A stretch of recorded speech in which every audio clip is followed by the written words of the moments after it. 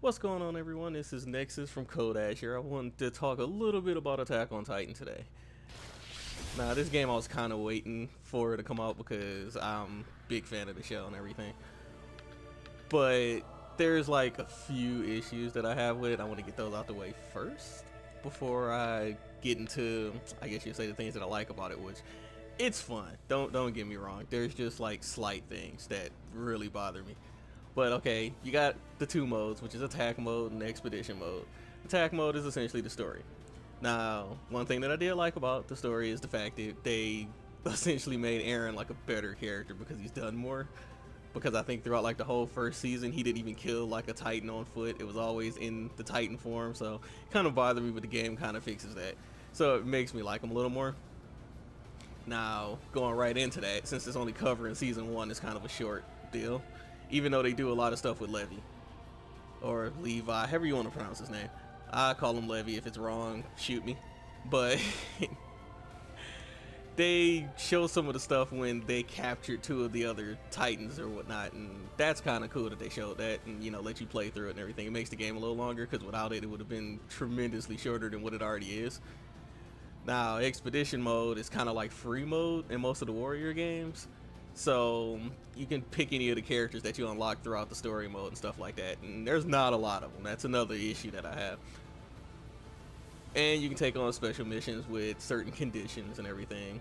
And after you complete the game, from what I hear, this is what triggers it, because I know you get the thing telling you, but I also read somewhere that they show up without it, but then behind it I read that's just because the person was playing online and one of the people who started the match already had it unlocked. But there's dire titans that show up, which are, I guess you would say, stronger versions, a little faster. You know, they take more hits to take down and stuff like that, and you gotta work at the arms before you can go for the neck. And there's certain conditions that you gotta hit to get them to show up. Usually it's kind of triggered by like killing everything, killing a certain amount of titans, I guess. And there's some, I think I've only ran this like maybe one, where it required me to actually do some of the actual side missions before a certain time. Now here we have the character roster, and this is something else that kind of bothers me. And there's only, you know, just a handful. Now these are all like kind of the main people for season 1. Missing like Annie and stuff like that, but I guess she couldn't be playable because, you know, well, season 1.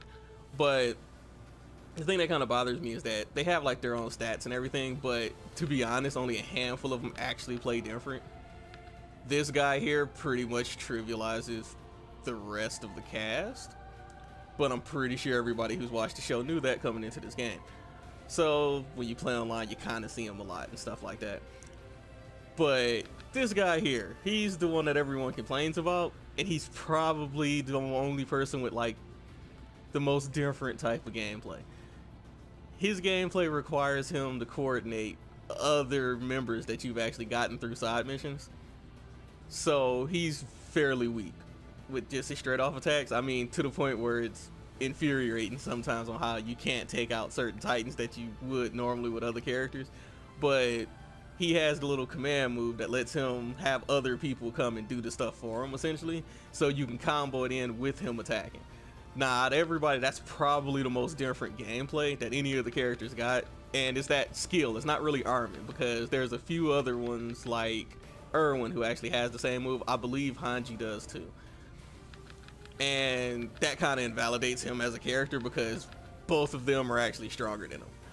Now, I personally play with Christy all the time, or Krista all the time, and it's just because I like her character model a little more. I guess it's because the way the art style look, the characters kind of have bigger heads to me, and hers seem to fit. So I play with her more than I do anybody else. The load times aren't terrible, so that's a plus. The, you know, stages, they're fairly large for what it is. You know, it's a Dynasty Warriors map. Now here you have like the hub world and everything where you can talk to everybody. I don't really see it like unlocking anything. I know it does in story mode, like at a certain point where Eren can talk to people and take certain side missions. There are a few hidden missions like with the Beast Titan and stuff like that, and I think there's one where you fight the Colossus Titan somewhere. I haven't done them yet. I just kind of ran through the story, played a little bit of, you know, expedition mode just to get a feel for it. Now I'm gonna continue to play it just because it's a fun game. It's really fun. Now the movement and everything in the game, I really didn't think they were gonna get right.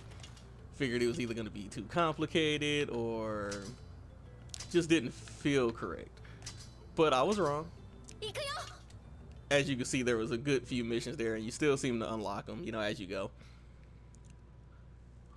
This is like the mode that you use to collect materials and everything for new weapons and everything, and they have like, it's a upgrade system. I'm not gonna say it's the best one in the world. It's just kind of there, and you can kind of tell it's doing certain things, but it never really changes too much from what I've seen. You know, everything still feels kind of the same.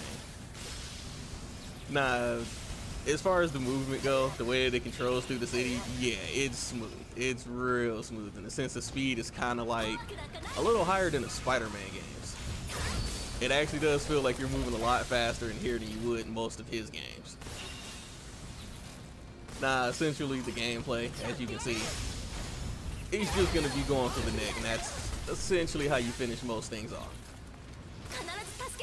Nah, one issue that I have is like that transition there. If you notice, like when she goes up, it's cool, but when you hit a wall, they try to do this wall run thing, and the transition to it is like terrible. It, you know, you come to a complete halt before they actually start running up the wall instead of it just being like a real smooth transition.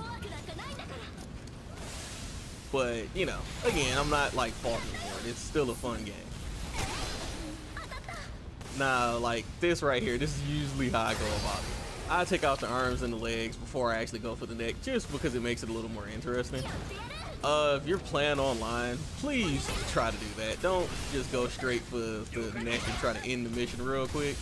You gotta remember the main reason why most people are doing this is because of like materials and stuff like that. Either that or they're trying to unlock the little dire titan situation. And when you just come in and just rush to finish it, it's just kind of annoying. 9 out of 10, you're probably gonna get kicked from the lobby for it. And I kind of agree with it because, again, the way that the game is, it's not much to the combat. So you kind of have to make your own fun with it. And that's fine. Like the roster being so small, for everybody being kind of the same, that bothers me because, well, Dynasty Warriors, if you've ever played one of those games, the roster is huge and they're still mostly kind of the same character. So if you were going to go the route, not really make people that different, you could have just added some people just for the online or just for the free play. Like, you could have added Annie. Yeah, we know what happened to her in season 1, but you still could have just added her as a playable character. It wouldn't have really hurt anything. Now, the game also doesn't have, you know, the original score from the anime, but clearly, you played these games, you knew it wasn't going to. But the music actually does try. You know, it tries to get that epic sense, you know, certain missions, and yeah, there was a few of them where, you know, it got me a little hyped for what was going on. And Warriors games, if you know, they don't have bad music. It's like, now you might not like the music. I kind of failed to rescue that guy. But it's not like terrible music by any means. Okay, it's not. There you go. Now if you notice sometimes, you know, you'll see the little gold nugget or whatnot on their arms and whatnot, and that just means if you cut that part, you'll get a material. They don't tell you what materials it is, but I think at the beginning or so, it lets you know what material you can acquire from this. As you can see on the map, again, fairly large. You have little support guys all around it for when you need to refuel, like, you know, your blades or the canisters. Again, the best way I've seen to play this, wipe out everything on the map. Don't just, you know, go for the actual mission markers. Especially when you see the red one, because the red one is going to advance like it to either the final stage or, you know, on the pathway to get it to the final stage. Anytime you see a green, it's, you know, somebody who needs help.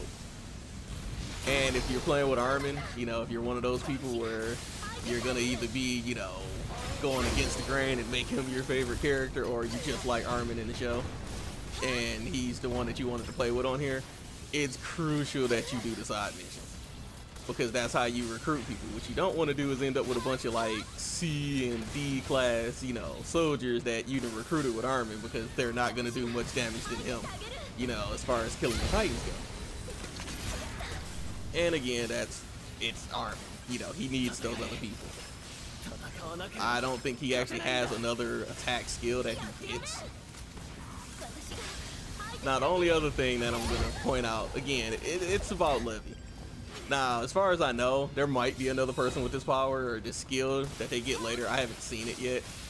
But he, you know, besides him having the ability to hit multiple times like Keisha does, he has this, you know, skill that lets him change his blade mid-air. Now, that can actually be used as an attack. I have not seen another character that actually gets that. And that's actually kind of cool that he can. I know he did it in the show.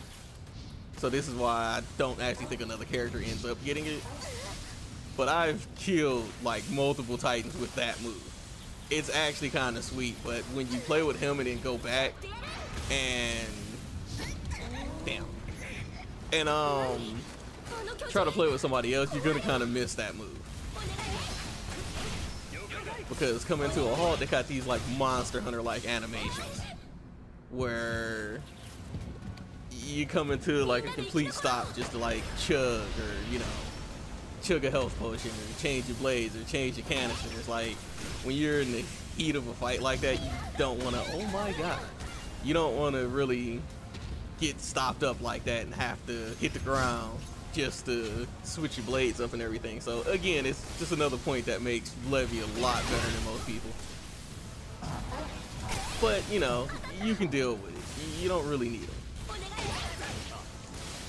Like I said, Krista's my favorite person, even though right now I'm doing kind of terrible with her. And as you can see, I unlocked one of the Dire Titans. Now the way that he works, I can't go for his neck at all right now. It's kind of like how Annie used the heart in the back of her neck. So you kind of have the Dire Titans that do something similar, I guess you would say.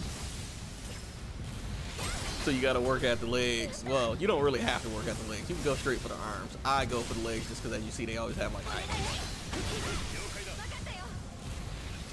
So when you're online, it's best to do it like this, or else they're gonna kick you from a lobby. And I know you don't really want to keep sitting there getting kicked or anything like that. You know, we're all good players. You know, I know. Well, at least I would hope you are. And I know you're not just doing it to annoy people by rushing through the actual match.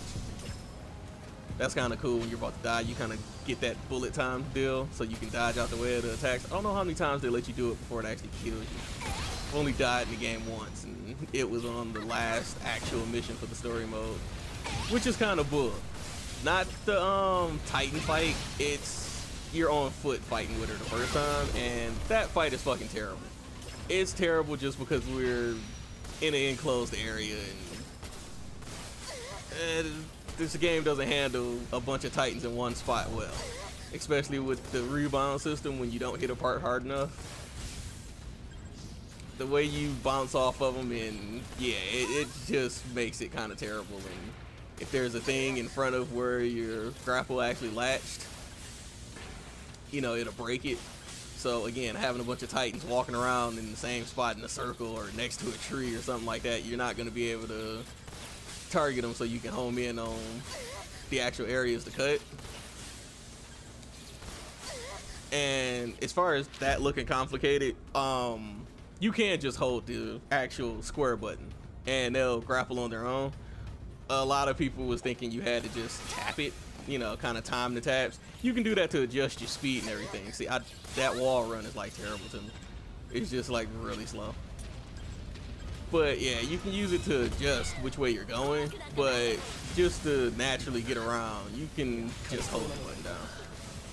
Usually it grapples to, you know, logical places. Now, again, I'm not going to get into every character's little special ability because most of them have the same type of stuff. It's just things here and there that's different.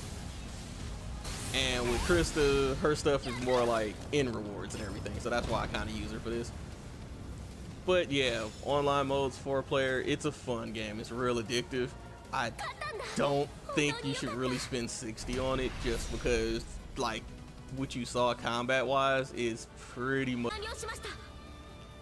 it doesn't really change much. It's just that right there. It's yeah, so it's kind of repetitive, but it's fun. I can honestly say when I got it, I didn't put it down unless I had to go to work or something. But once I finished the story mode, it did drop off a bit. And to that, it's just because you know you're going to be doing the same thing. So like, it's a good pick up and go game. Like when you just want to play something real quick, or let's just say you had a bad day at work or bad day at school and you just kind of want to take it out on something. Yeah, this would be the game for that. Normally I'd suggest Ninja Gaiden, but yeah, this game can fill that role too. But as far as like a Warriors game go, it's lacking a lot of stuff. And I get that it's the first one because I know like One Piece was kind of like that, even though I think it had more characters in this. And the new Berserk one that's coming out, I'm not sure how I feel about that, but I'm pretty sure it can't get messed up. It's a Warriors game. You can't really... Yeah, so it's worth picking up. I say at about 40, 30, something like that. But 60, if you're a big fan of it and you know that you can keep going with this, feel free. But as far as like 60 go, I don't think it was worth all of it. You know, it's just missing a lot that it probably could have had, and it just seemed like they just kind of did a kind of quick one and just shoved it out there. I know there's a 3DS game too.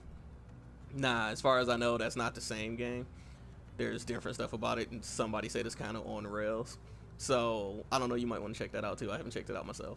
But there is 2 of these games in the wild though, just so you know. So feel free, you know, pick them up, because I haven't heard bad things about that one other than it's on rails. This one, again, it's just repetitive, but it's not a bad game. And just another little thing of advice before I get out of here. Yeah, when you're online, don't transform with Aaron. You're gonna get kicked like immediately. People don't like it. I guess he gets in the way. He ends the missions too fast. Just don't do it. If you're playing with Aaron, just don't transform unless, you know, the whole team gives you consent to do it, or else you're gonna get kicked and you're just gonna be wasting a lot of time. So yeah, that's my little review rundown of Attack on Titan. Thanks for watching. If you like it, feel free to subscribe. We're gonna try to do more of these because, you know, we all love these type of games. So yeah, I'll catch you later.